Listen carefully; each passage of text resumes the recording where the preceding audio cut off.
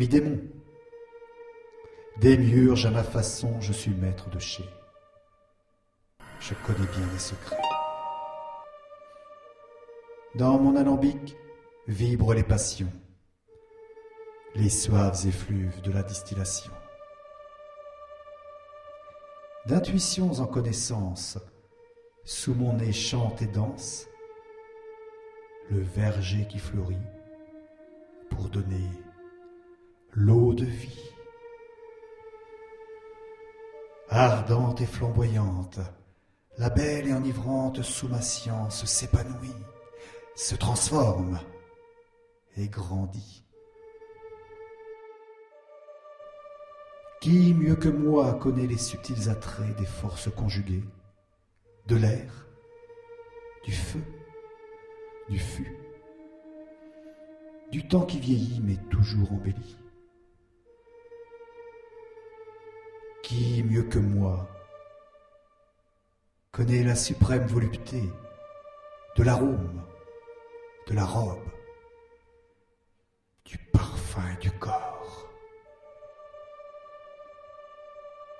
Car c'est dans mon âme que s'éveillent et renaissent la fragrance et l'esprit, l'alchimie de la vie, l'élixir de jouvence, la divine espérance. C'est sur ces mots que mon maître m'a initié et que j'ai moi-même formé mes successeurs. Bienvenue dans ma distillerie.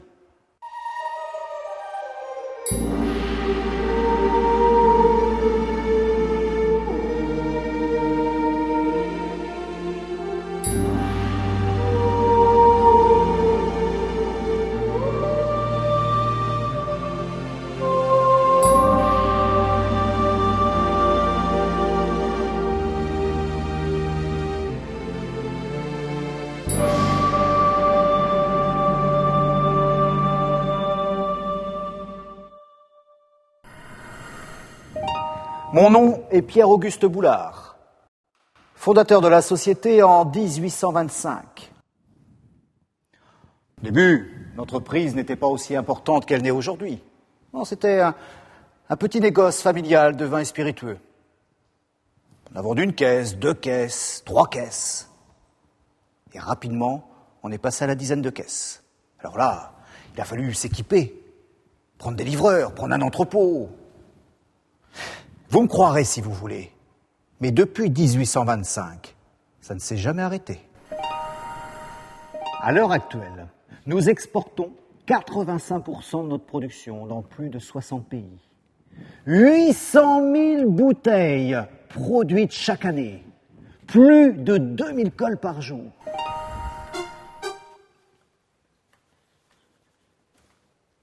Colle.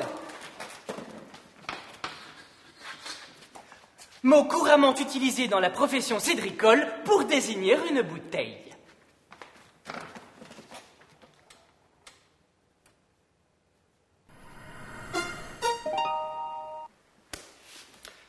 Un véritable succès entretenu avec passion.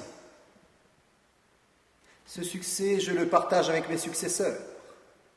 Mon fils, mon petit-fils, mon arrière-petit-fils et mon arrière-arrière-petit-fils. Faisons du Calvados l'incontournable des bonnes tables de Paris.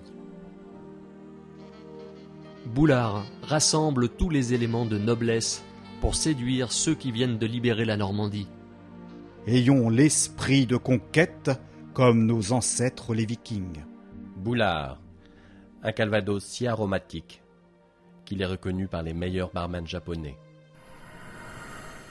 Bien sûr, avec les années, les bouteilles ont changé, les boîtages, les étiquettes.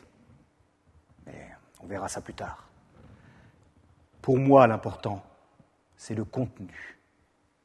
La quintessence de nos vergers, le Calvados. Et particulièrement, le Calvados, pays d'Auge contrôlé. Approchez. Humez.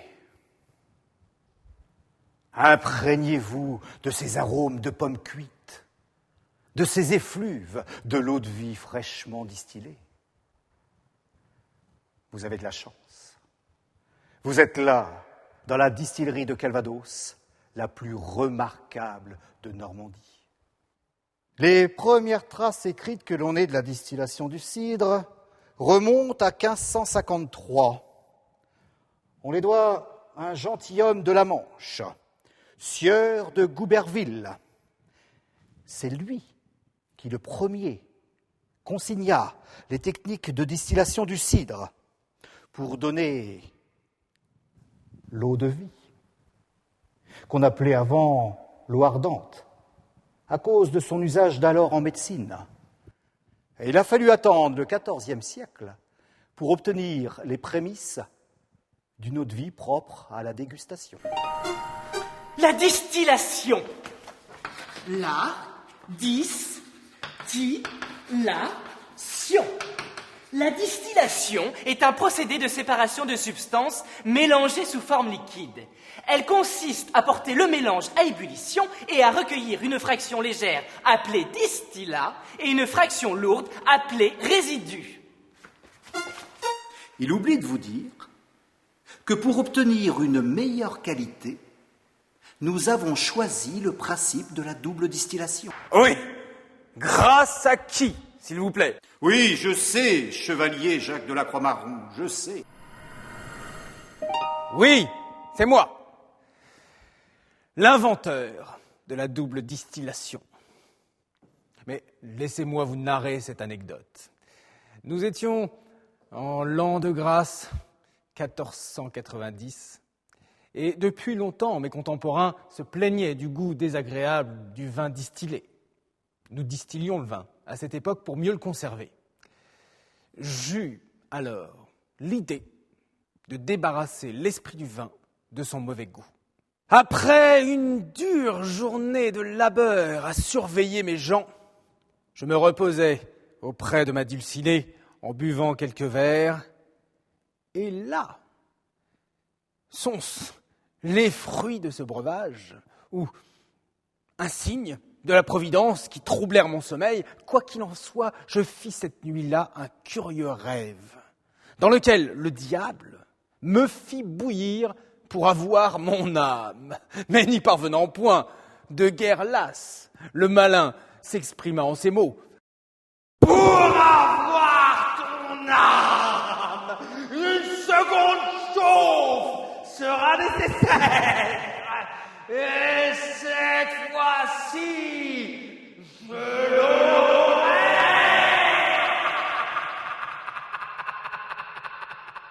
Je me réveillai en sursaut avec une idée en tête. Si le diable n'avait pas réussi avec mon âme, peut-être moi réussirais-je avec le vin. J'expérimentai le jour même une seconde distillation du vin. Après plusieurs tentatives, mes efforts furent couronnés de succès. J'invitai mes amis des châteaux alentours à une dégustation. Et là, mes braves amis, que vous dire?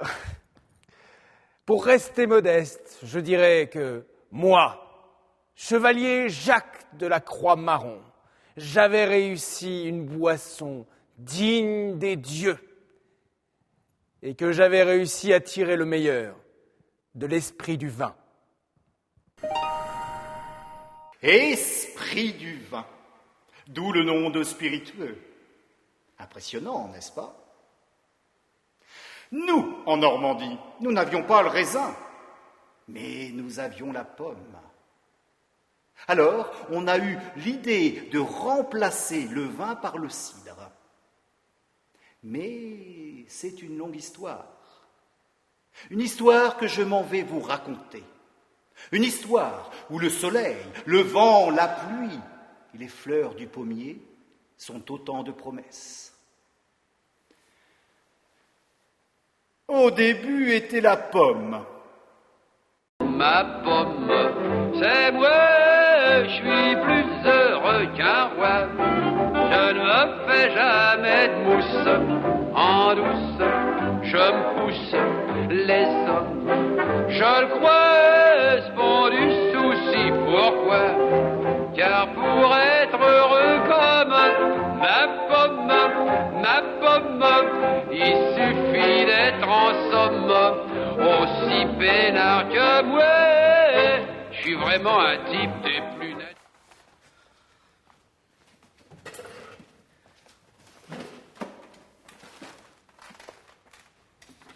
La pomme, fruit du pommier, est consommée depuis l'homme du néolithique. Il y a déjà 3000 ans, Israélites, Grecs et Romains la consommaient. Aujourd'hui, il en existerait plus de 11 000 variétés, dont 7 000 sont cultivées à travers le monde. Le mot pomme, du latin pomum, désignait autrefois n'importe quel fruit. Nous en avons gardé quelques exemples. La pomme de terre, la pomme d'orange, ancien nom de l'orange, ou la pomme de pin. Le vrai nom latin de la pomme était malum, qui fait penser à malus, le mal. Pourtant, comme disent les Britanniques, an apple a day keeps the doctor away, ce qui veut dire, cela va de soi, une pomme chaque matin éloigne le médecin. La pomme se divise en 3 catégories. Pommes à couteau, pommes à cuire, pommes à cidre. Le cas qui nous intéresse aujourd'hui est la pomme à cidre. Elle se divise en 4 familles. La douce amère, l'amère et l'acidulée. Dans la fabrication du cidre, les amères donnent l'équilibre, la charpente et l'harmonie. Les douces, riches en sucre, donnent toute la teneur en alcool. Les douces amères, riches en tanins, constituent la base de la fabrication. Et enfin, les acidulés ajoutent la fraîcheur et l'équilibre. Ces pommes à cidre, nous les récoltons uniquement dans le pays d'Auge. Parmi les pommes les plus utilisées, nous avons la Bedan, la Bisquet, la Frequin rouge, la Marie-Ménard, la Doux Normandie, la Peau de chien, la Noël des champs, la Merci, Rambo. professeur, merci. Venez voir, laissez-vous guider.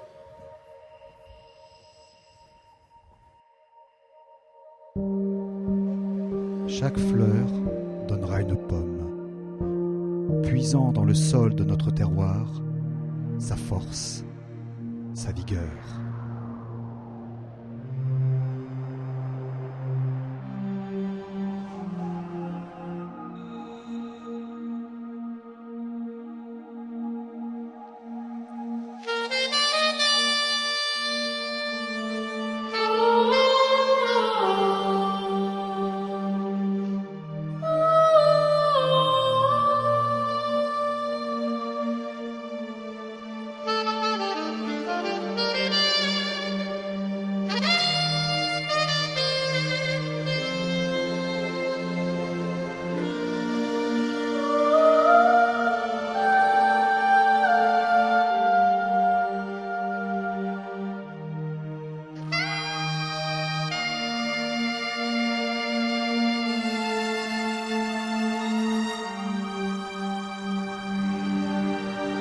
Cueillis sur nos vergers à pleine maturité, d'octobre à décembre, les pommes seront brassées à l'automne.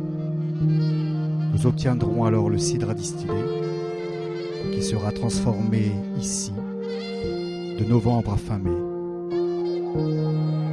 Tout ça dans la plus pure tradition de la repasse, la double distillation. La double distillation. Ah, regardez, c'est très simple. Oh. Ah. Oh. Pierre-Auguste, chevalier, pouvez-vous venir m'aider? Ah, merci. Tenez. Merci beaucoup. Le cidre à distiller, cidre à fermentation complète, qui ne possède que très peu de sucre résiduel, est stocké dans une marmite en cuivre appelée chaudière. Il est alors chauffé avec un feu nu, avec des flammes. Attention, seul procédé autorisé pour l'appellation. Les vapeurs d'alcool obtenues montent dans le chapiteau. Les vapeurs d'alcool les plus lourdes, qui ont trop d'eau, sont condensées grâce à la forme d'oignon du chapiteau et retombent sous forme de liquide dans la chaudière. Les vapeurs les plus volatiles, porteuses des meilleurs éléments aromatiques, montent directement dans le col de cygne et vont dans le condenseur via le chauffe-cidre. En traversant le chauffe-cidre, elles préchauffent un lot de cidre qui servira à une autre distillation. À l'intérieur du condenseur, les vapeurs s'engagent dans le serpentin, plongées dans une eau de refroidissement. Elles sont condensées et transformées en distillats, récupérés dans les éprouvettes de coulée. À l'aide des alcomètres, le distillateur surveille le degré d'alcool des distillats afin d'effectuer les coupes de distillation au bon moment. Il sépare ainsi les distillats de tête trop puissants et les distillats de queue trop faibles. Il ne garde que le cœur de chauffe, appelé petite eau, et présentant environ 30 degrés d'alcool. Les têtes et les queues de chauffe sont repassées avec le cidre et la petite eau est distillée une seconde fois dans un autre alambic. C'est ce qu'on appelle la bonne chauffe. Cette bonne chauffe, effectuée selon le même procédé que la première distillation, dure 2 fois plus longtemps que celle-ci. Elle permet d'obtenir l'eau de vie qui présentera obligatoirement un taux d'alcool compris entre 68 et 72 degrés. C'est en effet dans cet intervalle qu'on sélectionne les meilleurs composants aromatiques. Alors, elle sera lentement et naturellement réduite entre 45 et 40 degrés. Pour 1 litre d'eau de vie, on aura distillé 12 à 14 litres de cidre, l'équivalent de 18 à 20 kilos de pommes.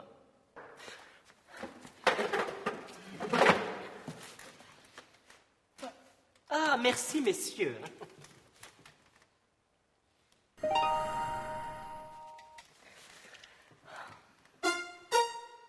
Ah, la pomme. Cette fameuse pomme.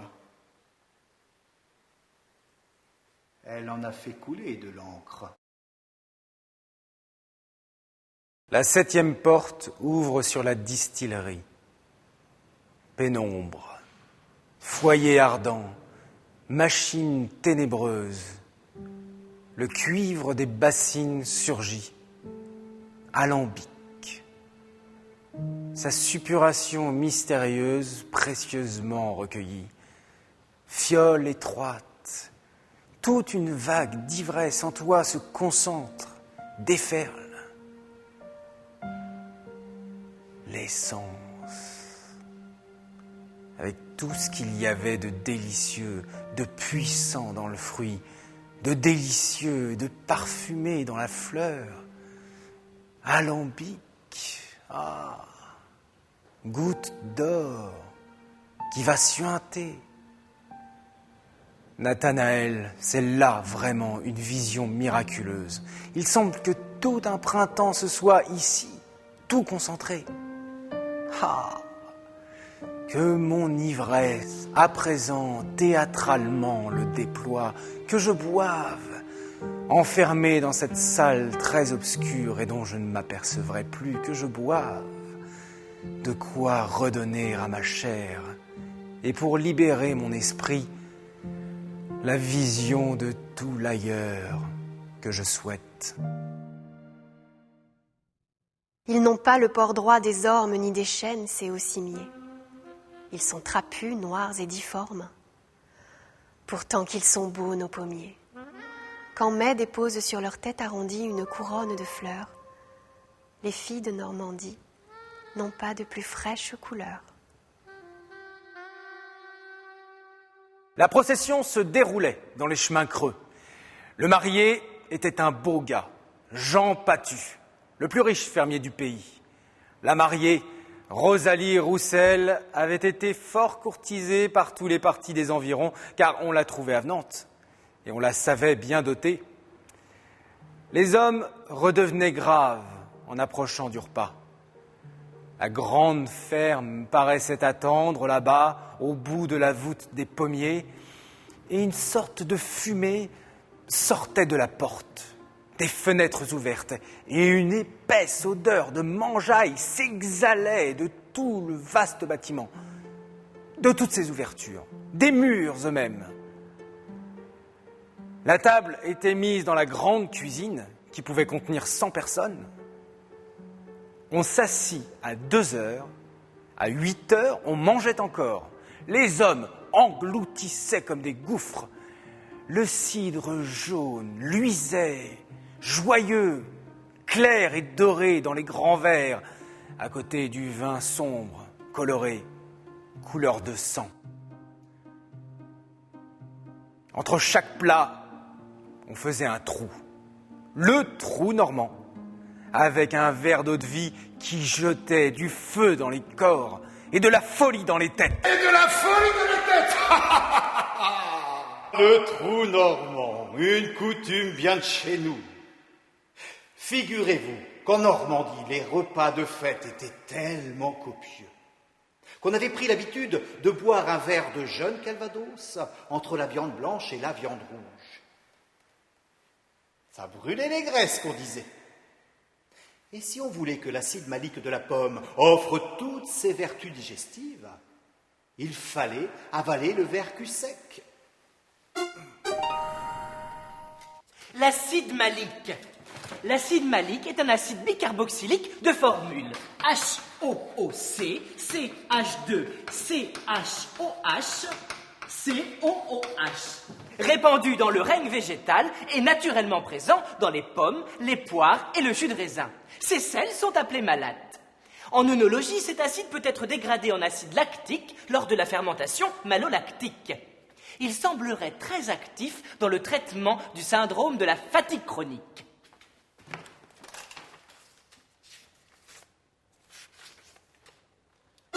Ah, bien sûr, maintenant, les repas de fête ne sont plus ce qu'ils étaient.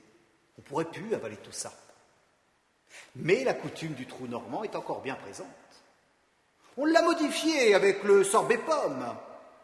Mais elle est souvent aussi l'occasion de déguster un vieux calvados qui a pris toute sa maturité dans nos chais. D'ailleurs, venez avec moi, je vous emmène là où le temps n'existe plus.